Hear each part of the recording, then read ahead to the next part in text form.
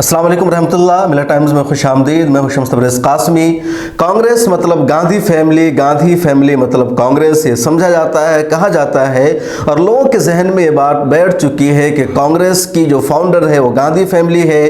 कांग्रेस का तस्वुर गांधी फैमिली के बगैर नहीं हो सकता है, ना गांधी फैमिली का तस्वुर कांग्रेस के बगैर हो सकता है। लेकिन ये सच्चाई नहीं है, हकीकत से भी इसका कोई ताल्लुक नहीं है। जब कांग्रेस कायम हुई थी उस वक्त गांधी फैमिली का कोई वजूद नहीं था, उस वक्त भी गांधी फैमिली का कोई चर्चा नहीं था। जब कांग्रेस ने आज़ादी का मोमेंट शुरू किया था, गांधी परिवार की बाद में इंटरव्यू हुई और ऐसी ज़बरदस्त इंटरव्यू हुई कि गांधी परिवार के लोग ही इस कांग्रेस पर हावी हो गए। इसकी एक अलग कहानी है, लेकिन कांग्रेस का इतिहास बहुत पुराना है। कांग्रेस 1885 में कायम हुई थी। उसके बाद 1900 से दौर शुरू हुआ जब कांग्रेस ने आज़ादी का मोमेंट शुरू हुआ। उसके बाद हिंदुस्तान आज़ाद हुआ और 1947 के बाद से भारत पर कांग्रेस ने ही हुकूमत की। लंबे अरसा तक कांग्रेस की हुकूमत रही और इस बीच गांधी परिवार का ऐसा तसल्लुत हो गया कांग्रेस पर कि लोग गांधी परिवार को ही कांग्रेस और कांग्रेस को ही गांधी परिवार समझने लगे और बगैर गांधी परिवार के कांग्रेस का तस्वुर करना मुश्किल हो गया। आज की तारीख में जब काफ़ी दिनों बाद एक ऐसा शख्स कांग्रेस का सदर बना है जिसका ताल्लुक गांधी फैमिली से नहीं है, तो किसी को यकीन नहीं हो रहा है, कोई भरोसा करने को तैयार नहीं है। खबर सच है, हकीकत पर मबनी है। तो अब लोग ये कह रहे हैं कि मल्लिकार्जुन खड़गे आज़ाद और खुद मुख्तार सदर नहीं होंगे। रिमोट कंट्रोल के जरिए इनकी सदारत का दौर शुरू होगा।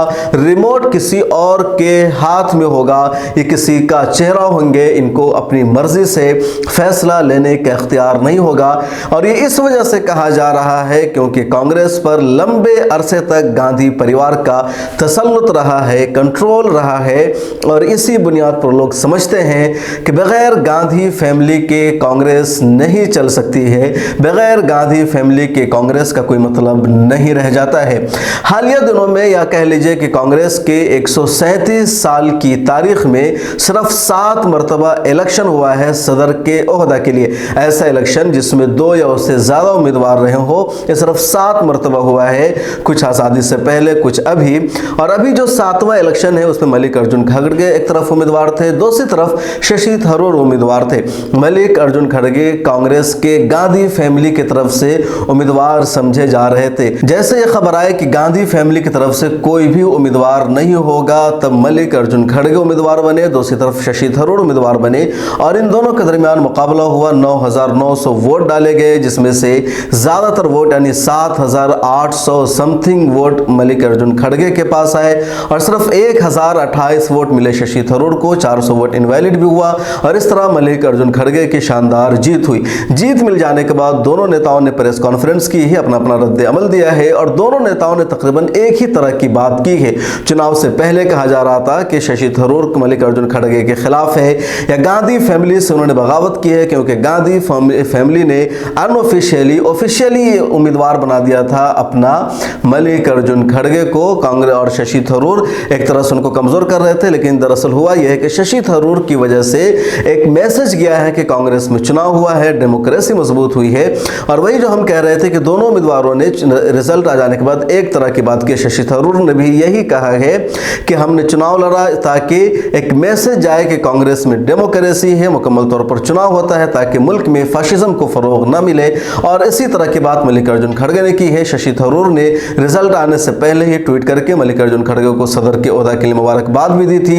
उनके घर पर जाकर के भी उनसे मुलाकात की और मुबारकबाद की। तो सुनिए पहले दोनों लोगों ने आज क्या कहा है। सबसे पहले मल्लिकार्जुन खड़गे को सुनिए कि प्रेस कॉन्फ्रेंस से खिताब करते हुए उनका क्या कहना था। आज़ादी के 75 साल के इतिहास में भारतीय राष्ट्रीय कांग्रेस ने लगातार इस देश की डेमोक्रेसी को मजबूत किया और संविधान की रक्षा की। आज जब डेमोक्रेसी खतरे में है, संविधान पर हमला बोला जा रहा है और हर इंस्टीट्यूशन को तोड़ा जा रहा है, तो कांग्रेस पार्टी ने राष्ट्रीय स्तर पर ऑर्गेनाइजेशनल इलेक्शंस करवाकर देश की डेमोक्रेसी को मजबूत करने का एग्जाम्पल पेश किया है। कांग्रेस प्रेसिडेंट के चुनाव के सफल आयोजन के लिए मैं पार्टी के सभी डेलीगेट्स, सीनियर लीडर्स, वर्कर्स और जो कोई भी इस कार्यक्रम से जुड़े हैं उन सबको मैं धन्यवाद करता हूं। आप सबने डेमोक्रेटिक प्रोसेस में हिस्सा लेकर कांग्रेस को मजबूत किया है। मेरे साथी श्री शशि थरूर को भी शुभकामना देता हूं, क्योंकि ये चुनाव में हम एक प्रतिनिधि के रूप में हम और वो खड़े थे, लेकिन चुनाव बहुत अच्छा चला और वो भी मुझे आकर मिले। एक दूसरे से हम मिलकर अपना जो आगे पार्टी को बढ़ाने का भी जो कुछ कोऑपरेशन मैंने भी पूछा और उन्होंने भी हंसते हुए, ये तो एक डेमोक्रेटिक प्रोसेस है, हमको मिल के काम करना है, ये कहा। तो इसलिए मुझे बड़ी खुशी होती है, उनको भी मैं धन्यवाद देता हूँ। सभी कांग्रेस कार्यकर्ताओं की ओर से मैं श्रीमती सोनिया गांधी का आभार व्यक्त करता हूँ। सोनिया जी ने पर्सनल सैक्रिफाइस कर 23 वर्ष तक कांग्रेस पार्टी के अपने खून पसीने से सींचा है। सोनिया जी की लीडरशिप में न केवल हमने 2 बार केंद्र में सरकार बनाई, बल्कि अनेकों राज्यों में कांग्रेस को रिवाइव किया और राज्यों में भी सरकार उन्होंने बनाई। उनका कार्यकाल इतिहास में याद रखा जाएगा, जो इतने लंबे समय तक पूरा कार्य करके पार्टी को एक शक्ति दी। आज देश में सबसे बड़ी समस्या कमरतोड़ महंगाई यानी इन्फ्लेशन, भयंकर बेरोजगारी अनएम्प्लॉयमेंट, अमीर गरीब के बीच की खाई बढ़ते जा रही है और सरकार के द्वारा देश में फैलाई जाने वाली नफरत, देश की इन समस्याओं के खिलाफ जन आंदोलन तैयार करने के लिए पूर्व कांग्रेस अध्यक्ष श्री राहुल गांधी कन्याकुमारी से कश्मीर तक 3570 किलोमीटर की यात्रा पर निकले हैं। आज पूरा देश उनके संघर्ष से जुड़ रहा है। मैं कांग्रेस जनों और देश के लोगों से अपील करता हूं कि देश के हित में भारत जोड़ो यात्रा में शामिल होकर श्री राहुल गांधी जी के कंधे से कंधे मिलाकर चलेंगे। उन्होंने मुझे 1 घंटा पहले मुझसे उन्होंने कहा कि आपको अभिनंदन, आप कांग्रेस के अध्यक्ष बने हैं और मैं एक कांग्रेस के सिपाही के नाते काम करते रहूँगा और आगे बढ़ेंगे सब मिलके, ऐसा उन्होंने मुझसे कहा। इसीलिए मुझे बड़ी खुशी होती है कि वो पादयात्रा में रहते हुए वो अपना थोड़ा सा समय मेरे लिए उन्होंने फ़ोन पे बिताया, इसलिए मैं उनका भी धन्यवाद करता हूँ। आज हम सबको मिलकर कार्यकर्ता के तौर पर काम करना है। यहाँ न कोई बड़ा है न छोटा, सब बराबर है। हमें देश के संविधान पर हो रहे हमले और देश की डेमोक्रेसी को ख़त्म करने की कॉन्स्पिरेसी से मिलकर लड़ना है। हमें फैसिस्ट ताकतों से लड़ना है जो कम्युनलिज्म का चोला ओढ़कर डेमोक्रेटिक इंस्टीट्यूशन पर अटैक कर रहे हैं। हम संगठन को भी मजबूत करेंगे और इन चुनौतियों से भी लड़ेंगे। दिल्ली कि सत्ता पर बैठे हुए हुक्मरान सरकार बातें तो बहुत करते हैं पर काम कुछ नहीं होता, और असलियत में उनके चरित्र को 4 शब्दों में अगर मैं बताऊं कि ये है खोखला चना बाजे घना, तो ये उनका काम है। तो दोस्तों, हमारा मानना है कि देश एक तानाशाही की सनक की भेंट नहीं चढ़ाया जा सकता। हमें इकट्ठे होकर इन विनाशकारी ताकतों को हराना है। पार्टी के सभी दोस्तों को संसद से सड़क तक लड़ना होगा। बूथ स्तर पर संगठन के हर साथी को जोर से संघर्ष करना होगा। मुझे विश्वास है कि जैसे आपने मुझ पर भरोसा जताया है और गरीब परिवार में जन्मे एक सामान्य व्यक्ति को, एक सामान्य कार्यकर्ता को कांग्रेस का अध्यक्ष बनाया है, मैं आपके भरोसे पर खरा उतरने की पूरी कोशिश करूंगा। जय हिंद, जय कांग्रेस। मल्लिकार्जुन खड़गे को आपने सुना, अब सुनिए शशि थरूर को, इनका क्या कहना है। अच्छी बात है। देखिए, आपको पता है कि आज कांग्रेस पार्टी के करीब 900 से ज़्यादा अंग, हमारे डेलीगेट्स, हमारे पीसीसी डेलीगेट्स, करीब 9,000 माफ़ कीजिए, आज निर्णय लिया कि मल्लिकार्जुन खड़गे साहब हमारा नया अध्यक्ष होगा।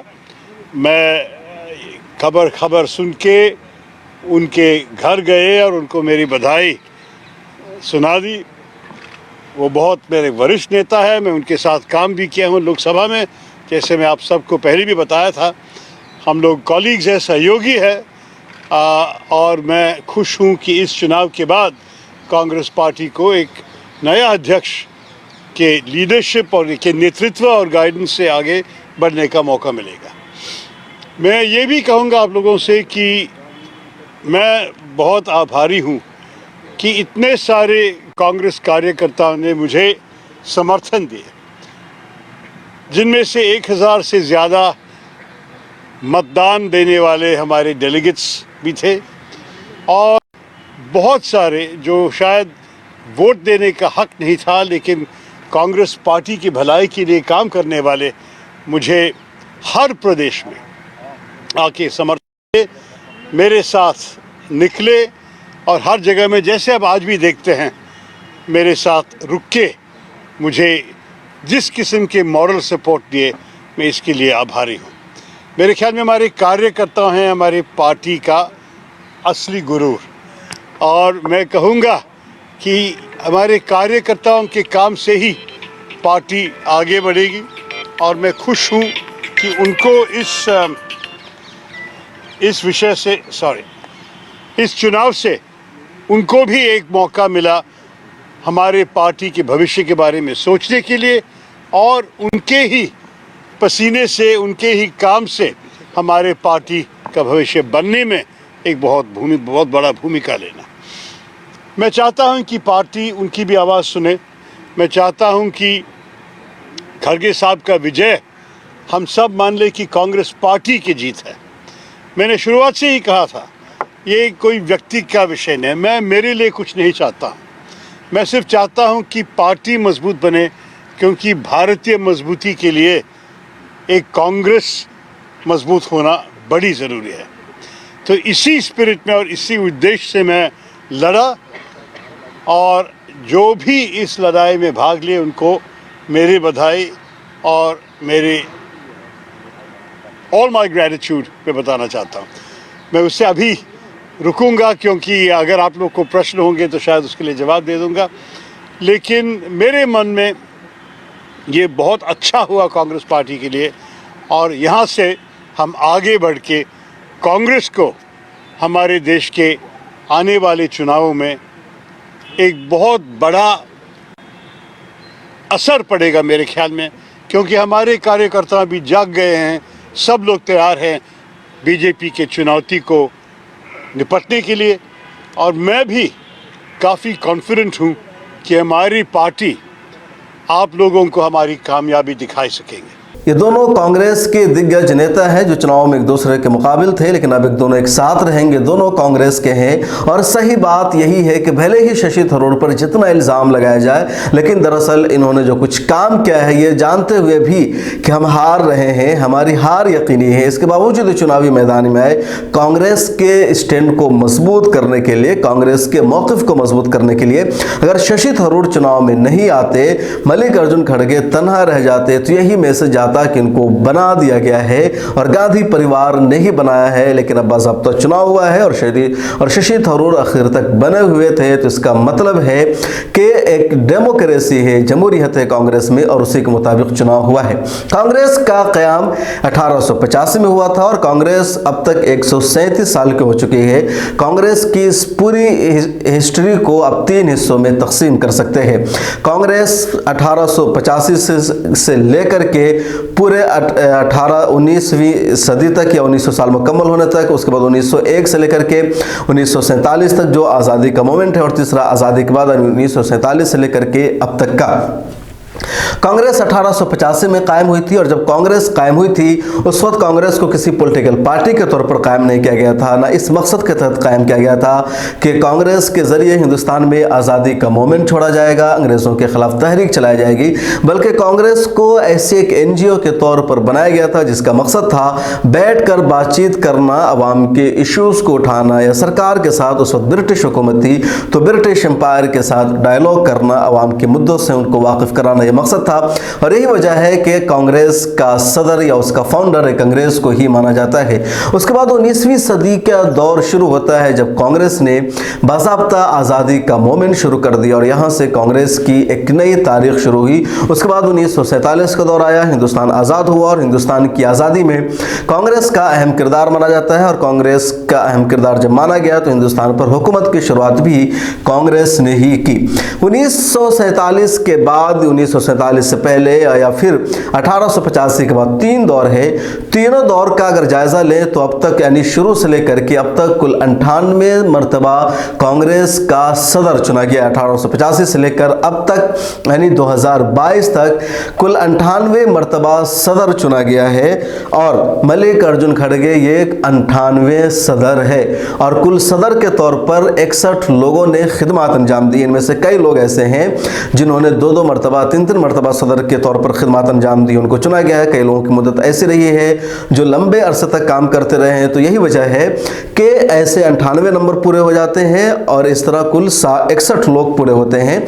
आज़ादी से पहले कांग्रेस के सदर का हर साल नया इंतखाब होता था, यानी एक शख्स एक ही साल कांग्रेस का सदर होता था, अगले साल चुनाव होता था, खा उसी को रिप्लेस किया जाए या दूसरे को लाया जाए, लेकिन हर एक साल पर कांग्रेस का चुनाव होता था। जब इंदिरा गांधी ने 1976 में कांग्रेस को पूरी तरह अपने हाथ में कंट्रोल किया तो उन्होंने 5 साल की शर्त लगाई कि हर 5 साल पर कांग्रेस के सदर का चुनाव होगा। चुनाव 1 साल की शर्त खत्म हो गई। आज़ादी से पहले कांग्रेस के कुल 9 सदर मुसलमान हुए हैं, लेकिन आज़ादी के बाद मुसलमानों को कांग्रेस से दूर रखा गया और एक भी मुसलमान को सदर बनने का मौका नहीं मिला। 1885 से लेकर के 1900 तक 2 मुसलमानों को सदर बनने का मौका मिला। उसके बाद 1900 से लेकर के 1947 तक 7 मुसलमानों को सदर बनने का मौका मिला। 1947 के बाद से लेकर अब तक एक भी मुसलमान को सदर बनने का मौका नहीं मिल सका है। 1885 से लेकर के 1900 तक 2 मुसलमान सदर बने थे, उसमें से एक बदरुद्दीन तैयब जी हैं और दूसरे रहमतुल्लाह एम सिनानी। ये 2 मुसलमान सदर बने थे 1900 तक। 1900 से लेकर के 1947 तक में 7 मुसलमानों का सदर बनने का मौका मिला, जिसमें पहला नाम है सैयद महमूद बहादुर का, दूसरा नाम है सैयद हसन इमाम का, तीसरा नाम है हकीम अजमल खान का, चौथा नाम है मौलाना मोहम्मद अली जौहर का और 5वां नाम है मौलाना अबुल कलाम आज़ाद का और 6ठा नाम है डॉक्टर मुख्तार अहमद अंसारी का। तो 1900 से लेकर के 1947 तक कुल 6 मुसलमानों को सदर बनने का मौका मिला है। मौलाना अबुल कलाम आज़ाद 2 मरतबा सदर बने और 1800 से लेकर के 1900 तक सिर्फ 2 मुसलमानों को सदर बनने का मौका मिला। 1947 के बाद से किसी भी मुसलमान को सदर बनने का मौका नहीं मिल सका है। अगर आप इसको दूसरे नज़रिया में देखें तो 1947 के बाद से लेकर के अब तक सिर्फ 13 शख्स ऐसे हैं जो कांग्रेस के सदर बने हैं और उनका कांग्रेस फैमिली से ताल्लुक नहीं रहा है। खासतौर पर 1978 के बाद यानी 1976 के बाद ही कह लीजिए, जब से इंदिरा गांधी के हाथ में मुकम्मल तौर पर कांग्रेस का कंट्रोल आया है, तब से सिर्फ 3 शख्स ऐसे हैं जिनका ताल्लुक गांधी फैमिली से नहीं है और उन्हें कांग्रेस का सदर बनने का मौका मिला है। पहला नाम है वीपी नरसिम्हा राव का, जो 1992 में कांग्रेस का सदर बने थे। दूसरा नाम है सीताराम केसरी का, जो 1998 में कांग्रेस के सदर बने थे। और अब तीसरा नाम इस फहरिस्त में मल्लिकार्जुन खड़गे का गया है, जो 2022 में कांग्रेस के सदर बने हैं। इस बीच गांधी परिवार का ही कांग्रेस पर कंट्रोल रहा है। गांधी परिवार ने ही कांग्रेस की सदारत अपने हाथों में रखी है। इस वीडियो में इतना ही। मल्लिकार्जुन खड़गे के बारे में आप क्या सोचते हैं? आपको क्या लगता है कांग्रेस को कितना तरक्की के रास्ते पर गामजन करेंगे मल्लिकार्जुन खड़गे? बीजेपी को कितना चैलेंज दे सकते हैं मल्लिकार्जुन खड़गे? कमेंट सेक्शन में अपनी राय जरूर लिखेगा। सोशल मीडिया के सभी प्लेटफॉर्म पर मिलत टाइम्स को सपोर्ट कीजिए। मिलत टाइम्स को आपकी जरूरत है, हमारी आप माली मदद करें।